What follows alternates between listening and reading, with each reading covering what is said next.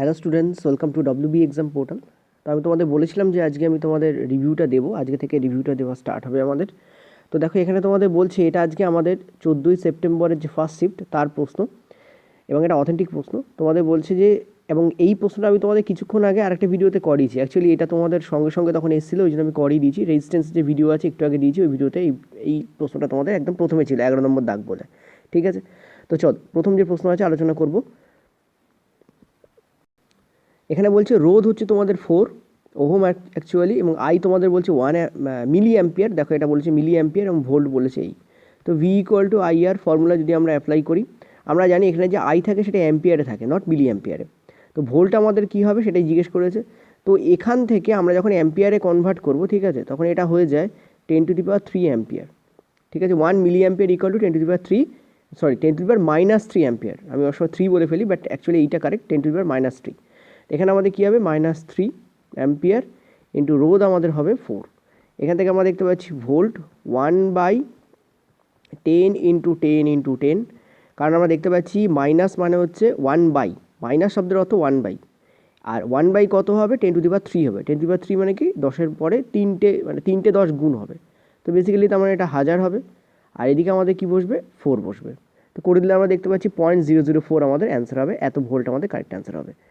তো equal to 0.004 এত volt, this will be the correct answer here. ঠিক আছে, চল নেক্সট পরের প্রশ্ন। পরের প্রশ্ন বলছে বর্ধন যদি -0.65 হয় তাহলে প্রতিবিম্ব কেমন হবে। দেখো এই মাইনাস যেটা আছে না, মাইনাস আমাদের ইন্ডিকেট করছে যে এটা একটা সৎ প্রতিবিম্ব।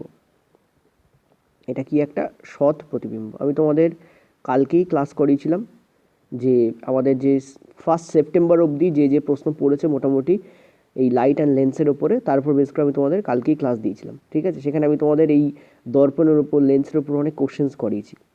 তো বর্ধন যদি 0.65 হয় তাহলে প্রতিবিম্ব কেমন হবে। প্রথম কথা হচ্ছে সৎ প্রতিবিম্ব হবে, এটা গেল প্রথম কথা। মাইনাস বলে দিচ্ছে যে এটা একটা সৎ প্রতিবিম্ব।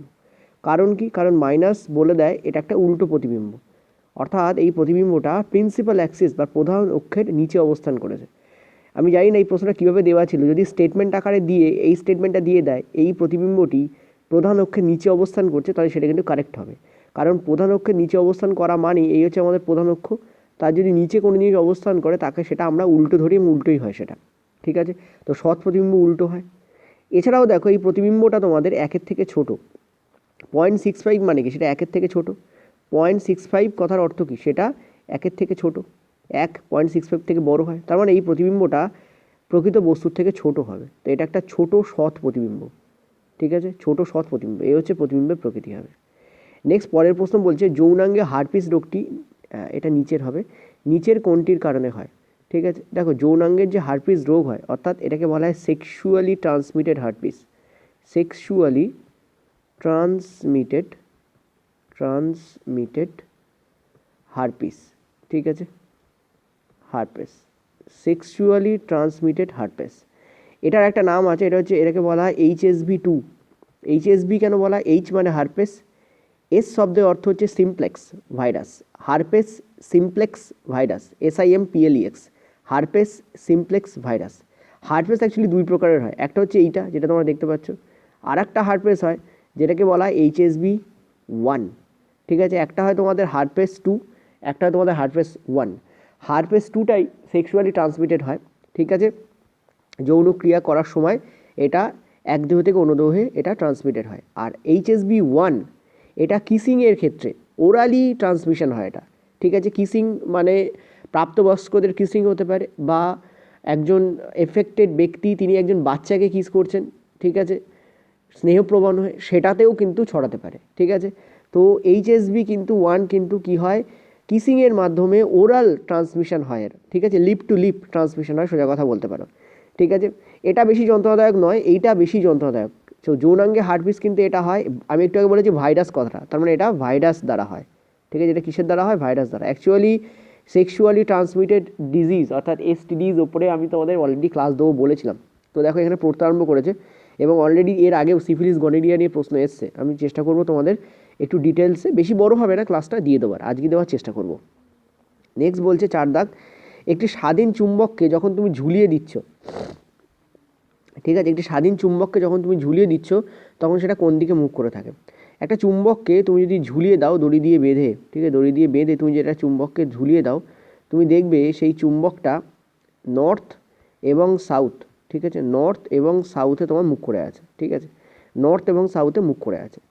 তো যেদিকে ওর নর্থ থাকে তাকে আমরা নর্থ মেরু বলি, যেদিকে ওর সাউথ থাকে তাকে আমরা সাউথ বলি, এই সাসপেন্ডেড চুম্বকে, ঠিক আছে। এটা কোন দিকে মুখ করে থাকে? নর্থ সাউথে মুখ করে থাকে। এখন দেখো এটা তো দণ্ডচুম্বক আঁকলাম আমরা, বার ম্যাগনেট আঁকলাম, দণ্ডচুম্বক, কিন্তু মনে রাখবে সলিনয়েড সেটাও কিন্তু এই চুম্বকের মতনই বিহেভ করে। সলিনয়েড কি? একটা তুমি নিলে হচ্ছে কুপরিবাহী, তার ওপর তুমি যদি ইনসুলেটেড কপার ওয়্যার দিয়ে এরকম করে তার দিয়ে জড়িয়ে দাও, ঠিক আছে, তখন সেটা কিন্তু একটা কি হয়ে যায়, একটা সলিনয়েডে পরিণত হয়। অর্থাৎ এই যে তারের কুণ্ডলী, এটাকে আমরা কি বলি? সলিনয়েড বলি। এটাকে আমরা কি বলি? এটাকে আমরা বলি সলিনয়েড, ঠিক আছে। তো এই সলিনয়েডটাও কিন্তু অনেকটা এই বার ম্যাগনেটের মতো কাজ করে, মানে একেও যদি তুমি ঝুলিয়ে দাও এটাও কিন্তু নর্থ সাউথে মুখ করে থাকবে।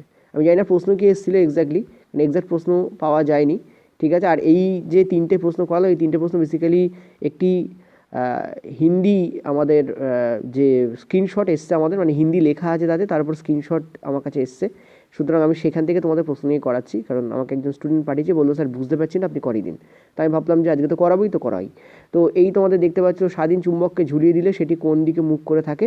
নর্থ সাউথে কিন্তু সেটা মুখ করে থাকে। অর্থাৎ দণ্ডচুম্বকও যেমন মুখ করে, তেমন সলিনয়েড, এটা সলিনয়েড দেখতেই পাচ্ছ, সলিনয়েডও কিন্তু তোমাদের ওই সেম দিকে তোমাদের মুখ করবে, ঠিক আছে।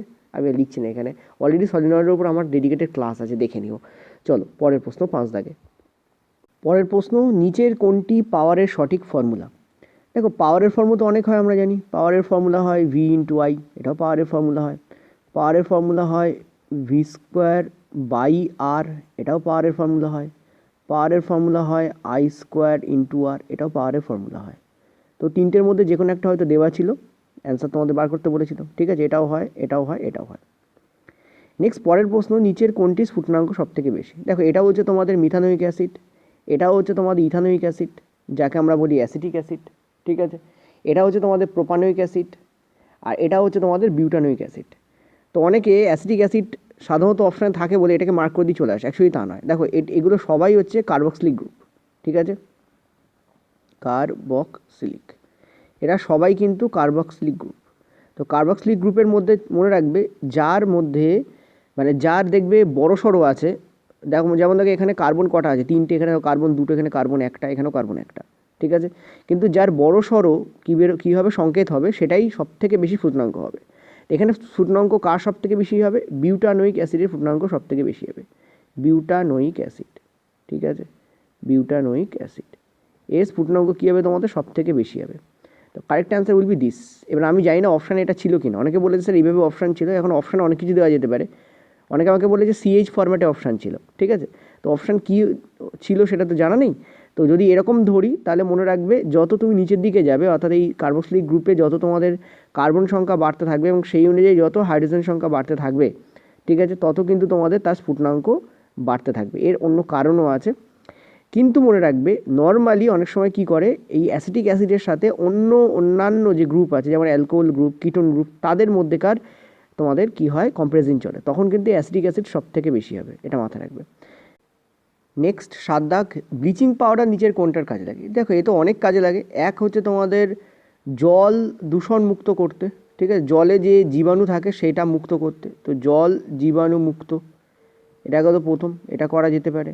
নেক্সট আর কী কাজে লাগে? এটা অক্সিডাইজিং এজেন্ট বা জারক হিসাবে কাজে লাগে, ঠিক আছে, কেমিক্যাল ইন্ডাস্ট্রিতে এটাকে জারক পদার্থ হিসেবে ব্যবহার করা হয়, ঠিক আছে। এছাড়াও ক্লোরোফর্ম তৈরিতে CH Cl3, ঠিক আছে, ক্লোরোফর্ম তৈরিতে কাজে লাগে। আর কি কাজে লাগে? দেখো ব্লিচিংয়ের কাজে লাগে। ব্লিচিং কি? জামা কাপড় ব্লিচিং শব্দটা তো শুনেছো। সো ব্লিচিং পাউডার ওই জন্যই বলা হয় ব্লিচিংয়ের কাজে লাগে, ঠিক আছে। তো এইগুলো তোমাদের মূল কাজ। তো তার মধ্যে হয়তো জল জীবাণুমুক্ত করতে এটা পড়েছিল, এটাই নর্মালি পড়ে। তবে মনে রাখবে জারক হিসেবে কাজে লাগে, ক্লোরোফর্ম তৈরি করতে কাজে লাগে, ব্লিচিং করতেও কিন্তু কাজে লাগে, ঠিক আছে। চল নেক্সট পরের প্রশ্ন, বলছে খাদ্য তাড়াতাড়ি সিদ্ধ করতে নিচের কোনটি ব্যবহার করা হয়? অ্যাকচুয়ালি খাদ্য যখন সিদ্ধ হয় তখন তার সঙ্গে আমরা জল মেশাই, আর জলের সঙ্গে মেশাই আমরা নুন, ঠিক আছে। সেই যে নুন, যেটা কিনা NaCl, এটাই বেসিক্যালি কী করে, জলের বয়লিং পয়েন্টকে বাড়িয়ে দেয়। ঠিক আছে, জলের যে স্ফুটনাঙ্ক বয়লিং পয়েন্ট তাকে কী করে বাড়িয়ে দেয়। আর এর ফলে কী হয়, খাদ্যও তার সাথে সাথে উচ্চ ফুটনাঙ্কে ফুটতে আরম্ভ করে, সুতরাং তাড়াতাড়ি সেদ্ধ হয়। তো জলের স্ফুটনাঙ্ক বা জলের বয়লিং পয়েন্ট বাড়ানোর জন্য NaCl দায়ী। তো এটাই ব্যবহার করা বেসিক্যালি খাদ্য তাড়াতাড়ি সেদ্ধ করতে। নেক্সট পরের প্রশ্ন হচ্ছে, ফেরাস সালফেটের বিয়োজনের ফলে কী তৈরি। অ্যাকচুয়ালি জানি না প্রশ্নটা এভাবে ছিল কিনা, একজন স্টুডেন্ট বলে ফেরাস সালফেটের উপর প্রশ্ন এসেছিল ওর বিয়োজনের উপর। তো FeSO4, ঠিক আছে, এ হচ্ছে আমাদের ফেরাস সালফেট। তো ফেরাস সালফেট এটা একটা সলিড, ঠিক আছে, এটা সলিড এবং এটা তোমাদের গ্রিন কালারের সলিড। ওকে, একে যখন তুমি বিয়োজিত করবে, মানে এখানে বেসিক্যালি তাপ প্রয়োগ করবে, তখন এটা 3টে কম্পাউন্ডে ব্রেকডাউন হয়। আমি তোমাদের বিয়োজনের উপর ক্লাস দিয়েছিলাম, প্রত্যেকটা ক্লাস ভালো করে দেখবে, কারণ এই যে স্পেশালি এইটা, তারপরে লেড নাইট্রেট, এগুলো তোমাদের সব বিয়োজনের উপর, ঠিক আছে, এগুলো সব ভালো করে দেখতে হবে। ওই সমস্ত ক্লাসগুলো ডিসক্রিপশন বক্সে সব লিঙ্ক আছে। তো এটা তোমাদের Fe2O3 তৈরি করে, অর্থাৎ ফেরিক অক্সাইড তৈরি করে, এবং এটা বাদামি বর্ণের হয়। তার সঙ্গে আরও 3টে জিনিস এটা ব্রেকডাউন হয়, SO2 তৈরি করে এবং SO3 তৈরি করে। এটা সলিড হয়, এগুলো সব গ্যাস হয়, ঠিক আছে, এটা সব কী হয়, গ্যাস হয়। সালফার ডাইঅক্সাইড এবং সালফার ট্রাইঅক্সাইড তৈরি করে। তো এই 3টে জিনিসে কী হয়, ব্রেকডাউন হয়, ঠিক আছে। আর মনে রাখবে এটা কিন্তু একটা বিয়োজন বিক্রিয়া, ডিকম্পোজিশন রিয়াকশন, ঠিক আছে। চলো পরের প্রশ্ন। সূর্যের আলো যখন একটা প্রিজমের উপর পড়ে তখন কোন রঙের আলোরশ্মি সব থেকে কম বাঁকে নাকি বেশি বাঁকে। আচ্ছা, এই হচ্ছে তোমাদের প্রিজম, ঠিক আছে। তো মনে রাখবে প্রিজমের উপর যখন কোনো আলোরশ্মি পড়ে তখন সেটা ডেফিনেটলি বাঁকে, অর্থাৎ এখানে প্রতিসরণ হয়, ঠিক আছে। তো কোন রঙের আলোরশ্মি সব থেকে বেশি বাঁকে, সেটা অ্যান্সার হবে তোমাদের ভায়োলেট, মানে বেগুনি, ঠিক আছে, ভায়োলেট বা বেগুনি, এটা কিন্তু সব থেকে বেশি বাঁকে। ইম্পর্টেন্ট পয়েন্ট, মনে রাখবে বেগুনির কিন্তু তরঙ্গদৈর্ঘ্য সব থেকে কম হয় এবং বেগুনির কিন্তু গতিবেগও সব থেকে কম হয়, এবং এই কারণেই যেহেতু এর গতিবেগ সব থেকে কম এবং এর তরঙ্গদৈর্ঘ্য সব থেকে কম, এটা কিন্তু সব থেকে বেশি বাঁকে। অপরপক্ষে রেড, লাল, এর কিন্তু তরঙ্গদৈর্ঘ্য সব থেকে বেশি হয় এবং এর স্পিডও সব থেকে বেশি হয়, ফলে এটা কিন্তু সব থেকে কম বাঁকে, ঠিক আছে। চলো পরের প্রশ্ন। প্রিজম নিয়ে আমি অলরেডি ক্লাস তোমাদের ডিটেলসে করিয়েছিলাম, এই যে ভিডিওটা আসছে এই ভিডিওটা তোমরা দেখে নিতে পারো, ডিসক্রিপশন বক্সে লিঙ্ক আছে। কোনটি ডোবানিয়ারের ট্রায়াডের অংশ নয়। দেখো অ্যাজ পার NCERT ডোবানিয়ারের 3টে ট্রায়াড ছিল আমরা জানি, একটা হচ্ছে লিথিয়াম ছিল, তারপরটা সোডিয়াম, তারপরটা পটাশিয়াম, এটা একটা ট্রায়াড ছিল, ঠিক আছে। নেক্সট ট্রায়াড আমাদের ছিল ক্যালসিয়াম, আচ্ছা আমি সংকেত দিই, যখন দিচ্ছি সংকেত দিয়ে লিখি, স্ট্রনশিয়াম এবং বেরিয়াম, ঠিক আছে, এটা একটা ট্রায়াড ছিল। আর একটা ট্রায়াড যেটা তোমাদের ছিল, হয়তো রেলে যে প্রশ্ন এসেছে সেটা কী করে, যে কোনো একটা ট্রায়াডকে অমিট করে দিয়েছে, ঠিক আছে। তো এই যে কম্বিনেশনগুলো খেয়াল রাখবে, লিথিয়াম, সোডিয়াম, পটাশিয়াম, চলো আমি তোমাদের সংকেত দিয়ে লিখি, এটা হচ্ছে তোমাদের কে, এগুলো সব সংকেত দিয়ে লিখছি না, লিথিয়াম, সোডিয়াম, পটাশিয়াম, এটা তোমাদের ক্যালসিয়াম, স্ট্রনশিয়াম, বেরিয়াম, আর হচ্ছে আমাদের ক্লোরিন, ব্রোমিন এবং আয়োডিন, ঠিক আছে, ক্লোরিন, ব্রোমিন অ্যান্ড আয়োডিন, ঠিক আছে। তো এই হচ্ছে তোমাদের সংকেত ছিল, মানে এই হচ্ছে তোমাদের ট্রায়াড ছিল 3টে। এছাড়াও অ্যাজ পার যদি উইকিপিডিয়া করো তাহলে দেখবে আরও 2-3টে ট্রায়াড বেরিয়ে যাবে, but as per as per NCERT এই 3টে ট্রায়াড আমাদের আছে। আর উনি যেটা দিয়েছিলেন সেটা 1829-এ উনি কিন্তু এই পুরো ব্যাপারটা দিয়েছিলেন, ডোবানিয়ারের যে ট্রায়াড হয় 1829-এ দিয়েছিলেন। উনি কীভাবে দিয়েছিলেন সেটা মনে করে হয়তো তোমাদের মনে আছে, সেটা কি, প্রথম দুটোর যদি তুমি মাস নাও, অ্যাটমিক মাস নাও, এবং তাদের যদি গড় করো তুমি মাঝখানেরটার অ্যাটমিক মাস পাবে। ক্যালসিয়াম আর বেরিয়ামে তুমি যদি অ্যাটমিক মাস নিয়ে গড় করো তাহলে তুমি স্ট্রনশিয়ামের অ্যাটমিক মাসের কাছাকাছি পৌঁছে যাবে। তুমি যদি ক্লোরিন এবং আয়োডিনের তুমি যদি অ্যাটমিক মাস নিয়ে তুমি যদি গড় করো তাহলে তুমি ব্রোমিনের যে অ্যাটমিক মাস তার কাছাকাছি পৌঁছে যাবে, ঠিক আছে। এটা উনি কবে দিয়েছিলেন, 1829-এ দিয়েছিলেন, তবে এটা বেশি দূর সাকসেসফুল হয়নি, কাজ হয়নি। এটার কারণও আছে, কারণ তখনকার দিনে যে ইকুইপমেন্ট ছিল সেগুলো এখনকার মতো অত কী ছিল না, অত্যাধুনিক ছিল না, যার ফলে ওই লিমিটেশনস অফ ইকুইপমেন্টের ওপরে তিনি যে এতটা এগিয়েছিলেন এটাই একটা দারুণ ব্যাপার ছিল। এবং শুধু তাই নয়, ডোবার্নিয়ার, তারপর নিউল্যান্ড, এনারা যে গুরুত্বপূর্ণ যে ওনাদের অবদান দিয়ে গেছেন তার উপর বেস করেই কিন্তু ম্যানলি, মোজলে এরা কাজ করেছিলেন। সুতরাং এটা ভাবা একদম পুরোপুরি ইনকারেক্ট হবে যে এনাদের কোনো অবদান ছিলই না, ডেফিনেটলি খুব বড়সড় অবদান ছিল, ঠিক আছে। চলো নেক্সট পরের প্রশ্ন। 12 দাগ বলছে অবতল দর্পণে বস্তু দূরত্ব যদি 20 সেন্টিমিটার হয়, ফোকাস যদি 15 সেমি হয়, তাহলে প্রতিবিম্ব কত। কালকে আমি তোমাদের ক্লাস করেছিলাম, এই ধরনের প্রশ্ন প্রচুর করেছিলাম। অবতল দর্পণ বলেছে, তাহলে ফোকাস আমাদের কী হবে, নেগেটিভ হবে, তো -15, ঠিক আছে। বস্তু দূরত্ব অলওয়েজ নেগেটিভ হয়, তো -20, তো আমরা কি ইউজ করবো, দর্পণ বলেছে তো 1/v, দর্পণে আমাদের প্লাস হয় 1/u = 1/f, এই ফর্মুলা পুট করলে অ্যান্সার বেরিয়ে যাবে। তো যদি তুমি পুট করো 1/v আমাদের বার করতে বলেছে, এটাকে অ্যাজ ইট ইজ রাখো, ঠিক আছে। 1/f আমাদের কত, -1/15, আর ইউ দেখো এ পাশে মাইনাস ছিল, এটা যখন ওদিকে যাবে তখন পজিটিভ হয়ে যাবে, তখন এটা কত হবে 1/20, ঠিক আছে। এটা ক্যালকুলেট করলে আমাদের অ্যান্সার বেরিয়ে যাবে। তো আমরা এখান থেকে দেখতে পাচ্ছি এটা আমাদের 60, ঠিক আছে, এটা আমাদের 60 দেবে। তো 15, 4 15 60, আর এখানে আমাদের প্লাস হবে 3, তো এটা আমাদের -1/60 দিচ্ছে, -1/60, 1/v এর ভ্যালু -1/60, ভি এর যে ভ্যালু আসবে সেটা আমাদের কী হবে 60, এবং সেটা মাইনাসে থাকবে, ঠিক আছে। তো ভি এর যে ভ্যালু হবে সেটা আমাদের -60 সেন্টিমিটার হবে আমাদের। তো প্রতিবিম্ব দূরত্ব -60 সেন্টিমিটার। দেখো অবতল দর্পণের প্রতিবিম্ব দূরত্ব যখন -60 সেন্টিমিটার হয়, অর্থাৎ যখন নেগেটিভ হয়, তখন তার মানে বোঝায় সেটা বাম দিকে উৎপন্ন হচ্ছে। আর অবতল দর্পণের সদ্বিম্ব বাম দিকে উৎপন্ন হয়, তার মানে এটা একটা সদ্বিম্ব হবে, ঠিক আছে। নেক্সট পরের প্রশ্ন বলছে, যদি রোধ অপরিবর্তিত রেখে তড়িৎ প্রবাহকে দ্বিগুণ করা হয়, রোধকে বলছে কনস্ট্যান্ট রাখতে, রোধ ইজ কনস্ট্যান্ট, ঠিক আছে, ঠিক আছে। আর রোধ তো কনস্ট্যান্টই হয়, যখন রোধ কনস্ট্যান্ট তখন আমরা জানি ভি এবং আই একে অপরের সমানুপাতিক হয়, আর এটাই হচ্ছে ওহমের সূত্র। নির্দিষ্ট টেম্পারেচারে ভোল্ট এবং তড়িৎ প্রবাহ একে অপরের সমানুপাতিক হয়, এটাই হচ্ছে কী হয়, ওহমের সূত্র।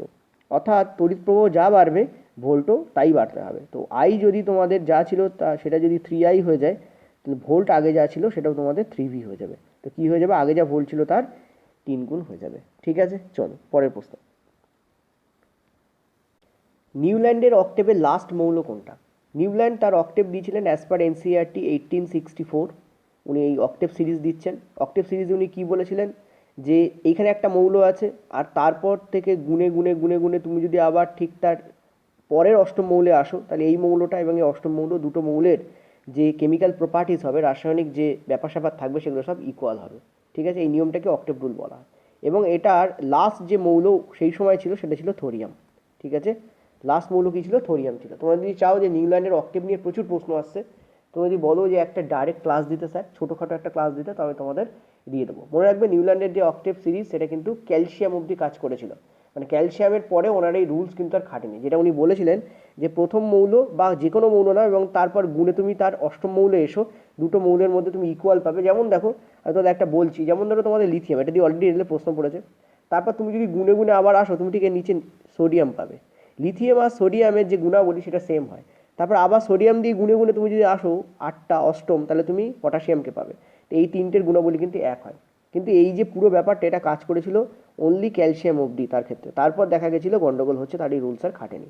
যাই হোক, তখনকার দিনে থোরিয়াম ছিল লাস্ট মৌল, সো থোরিয়াম ছিল তারও লাস্ট মৌল। তিনি যে অক্টেভ সিরিজ দিয়েছিলেন তার লাস্ট মৌল থোরিয়াম ছিল, ঠিক আছে। চলো নেক্সট আমরা পরের প্রশ্ন 15 বলছি, বডি বিল্ডিংয়ে নিচের কোনটি প্রয়োজন? ডেফিনেটলি আমরা সবাই জানি বডি বিল্ডিংয়ে কোনটা প্রয়োজন হয়, প্রোটিন প্রয়োজন হয়। প্রোটিনকে ইনফ্যাক্ট বডি বিল্ডিং ফুডই বলা হয়, ঠিক আছে। তবে মনে রাখবে বডি বিল্ডিংয়ের সময় ইনস্ট্যান্ট এনার্জি পাওয়ার জন্য কিন্তু সুগার খেতে হয়, ঠিক আছে। সুক্রোজের যে ডোজ সেটা নিতে হয় ইনস্ট্যান্ট এনার্জি পাওয়ার জন্য। কিন্তু বডি বিল্ডিংয়ে লং টার্ম এনার্জি কিন্তু, বা লং টার্ম যে বিল্ড আপ হয় সেটা প্রোটিনের কারণে হয়, এনার্জি নয়। লং টার্ম বিল্ড আপ যেটা হয়, পেশি বিল্ড আপ যেটা হয়, সেটা প্রোটিনের কারণেই হয়, ঠিক আছে। প্রোটিন কী করে, ব্যাপারটা কী জানো, যখন আমরা বডি বিল্ডিং করি তখন বেসিক্যালি কী হয়, বা যখন ভার উত্তোলন করি তখন বেসিক্যালি কী হয়, আমাদের যে পেশি থাকে তার ভেতরে যে মাসল তন্তুগুলো থাকে, মাসল ফাইবার, সেগুলো আস্তে আস্তে অল্প অল্প করে ছিঁড়তে থাকে। এবং সেই মাসল ফাইবারকে রিপেয়ার করার জন্য কী হয়, প্রোটিনের প্রয়োজন হয়। প্রোটিনকে বডি বিল্ডিং ফুডও বলা হয়, প্রোটিনকে মাসল রিপেয়ারিং ফুডও বলা হয়। এবার যেই তুমি মাসলটাকে রিপেয়ার করলে, তার মানে ওখানে কী করলে, এক্সট্রা কিছু অ্যাড করে দিলে, তখন মাসল আস্তে আস্তে বড় হতে থাকে। এইভাবেই বডি বিল্ডিংয়ে কী হয়, মাসল বড় হয়, ঠিক আছে। চলো নেক্সট আমরা 16 দাগে যাবো। যদি বক্র ব্যাসার্ধ, এটা ব্যাসার্ধ হবে, যদি বক্র ব্যাসার্ধ দ্বিগুণ হয়ে যায় তাহলে ফোকাসের কীরূপ পরিবর্তন দেখা যাবে? দেখো বক্র ব্যাসার্ধ মানে কি, এই হচ্ছে যদি একটা তুমি দর্পণ ধরি করাচ্ছি, আর বক্র ব্যাসার্ধ দর্পণেরই হয়। তো দর্পণ ধরো, ঠিক আছে, অবতল দর্পণ, এটা বেসিক্যালি বুঝতে পারছো, এটা হচ্ছে অবতল দর্পণ। তো অবতল দর্পণের ক্ষেত্রে আমরা কি দেখতে পাচ্ছি, এটা অবতল দর্পণ। অবতল দর্পণের ক্ষেত্রে আমরা দেখতে পাচ্ছি এই আমাদের হচ্ছে ফোকাস গেল, এই হচ্ছে আমাদের পোল, এই হচ্ছে আমাদের ফোকাস, এই হচ্ছে আমাদের সি, ঠিক আছে। তো বলেছে যে যদি সি দ্বিগুণ করা হয়, দেখো সি যদি দ্বিগুণ করা হয় ফোকাসও দ্বিগুণ হয়ে যাবে। ধরো আগে সি ছিল আমাদের 20, তাহলে ফোকাস কত ছিল 10, কারণ ফোকাস হচ্ছে এই সি থেকে পি, অর্থাৎ পি থেকে সি যে ডিস্ট্যান্স, বক্র ব্যাসার্ধ, এটা কি বলা হয়, পি থেকে সি পর্যন্ত ডিস্ট্যান্স, এটা হচ্ছে বক্র ব্যাসার্ধ। তো এই বক্র ব্যাসার্ধের যে তুমি ডিস্ট্যান্স পাচ্ছ বা রেশিও, যে মাপ পাচ্ছ সেটা 20 সেন্টিমিটার, তাহলে তার অর্ধেক হবে ফোকাস, অর্থাৎ 10 সেন্টিমিটার। যদি এটাকে তুমি 40-এ পরিণত করো, এটাকে যদি 40-এ পরিণত করো, তাহলে এটা কী হয়ে যাবে, 20 হয়ে যাবে। অর্থাৎ দেখো তার আগেরটায় চলে যাবে, অর্থাৎ আগে সি যা ছিল এখন ফোকাস তাই হয়ে যাবে। এটাই অ্যান্সার হবে, ফোকাস দৈর্ঘ্য আগের বক্রব্যাসার্ধের সমান হয়ে যাবে। এ তুমি নর্মালিও বুঝতে পারবে, এটা এত মানে মহাভারত না জেনেও তুমি এটা বুঝতে পারবে। তুমি যদি আগে ছিল এক্স, সি ছিল আগে এক্স, আর এফ ছিল, তাহলে কী হবে, x/2। এখন এক্স হয়ে গেছে 2x, অর্থাৎ সি এখন 2x হয়ে গেছে, তাহলে এটা কী হয়ে যাবে, এটা এক্স হয়ে যাবে। অর্থাৎ দেখো আগেরটার সঙ্গে ফোকাস ম্যাচ করে যাচ্ছে, আগে যা সি ছিল এখন ফোকাস তাই হয়ে যাচ্ছে। ঠিক আছে, তো কারেক্ট অ্যান্সার আমাদের ওটাই হবে। পরের প্রশ্ন, নিচের কোনটি ফ্লোয়েম সম্পর্কে সত্য? দেখো ফ্লোয়েমের যে প্রবাহ হয় সেটা আমরা জানি বাই ডাইরেকশনাল হয়, অর্থাৎ মানে কি ফ্লোয়েম ওপরেও যায় এবং ফ্লোয়েম নিচেও আসে। এর কারণ কি, পাতা থেকে যে তোমাদের খাদ্য প্রস্তুত হয় সেটা যেমন উপরের দিকে যাওয়ার দরকার পড়ে, দেখো এই পাতাটায় ধরো খাদ্য তৈরি হচ্ছে, এই পাতাটায় ধরো খাদ্য তৈরি হচ্ছে, এই পাতা থেকে তৈরি খাদ্য তো এই পাতাতেও পৌঁছবে, মানে এই ডালেও পৌঁছবে, তাই না? আবার এই পাতা থেকে তৈরি খাদ্য তো নিচে মূলেও যেতে হবে। অর্থাৎ ফ্লোয়েম কিন্তু ইউনি ডাইরেকশানে কাজ করে না, বাই ডাইরেকশনাল হয়, অর্থাৎ দ্বিমুখী হয় ফ্লোয়েমের যে প্রবাহ। তো এটা একমুখী হবে না, এটা দ্বিমুখী হবে, এটা আমাদের কারেক্ট। এখন জানি না অপশান কী ছিল। এছাড়াও ফ্লোয়েম কিন্তু খাদ্য পরিবহন করে, ঠিক আছে, যেখানে এটা ফ্লোয়েম বললাম, PHLOEM। ঠিক আছে, জাইলেম যদি বলো, জাইলেম কিন্তু কেবলমাত্র জাইলেমের যে প্রবাহ হয়, জাইলেমের যে প্রবাহ হয় সেটা কিন্তু কেবলমাত্র একমুখী হয়। অর্থাৎ জাইলেম কিন্তু জল কি হয়, এই যে তোমাদের শিকড় আছে অর্থাৎ রুট আছে তার থেকে ওপরে পৌঁছায়। তো জাইলেমের প্রবাহ কিন্তু আমরা জানি একমুখী হয়, এটা তোমাদের কী হবে, একমুখী। ঠিক আছে, সো এখান থেকে আমরা কি বলতে পারি, কারেক্ট অ্যান্সার আমাদের কী হবে, দ্বিমুখী কারেক্ট অ্যান্সার হবে। তো এই প্রশ্নগুলি তোমাদের মোটামুটি আজকে ছিল, আর 17টা প্রশ্নই আমাদের এসছে। তার মধ্যে কিছু প্রশ্ন আছে যেগুলো হিন্দিতে একটা স্ক্রিনশট এসেছিলো তার থেকে নেওয়া। তোমরা আমাকে বলো প্রশ্নগুলো অথেন্টিক কিনা, কারণ যা এসছে সেগুলি আমি তোমাদের করালাম। ওকে, থ্যাংক ইউ।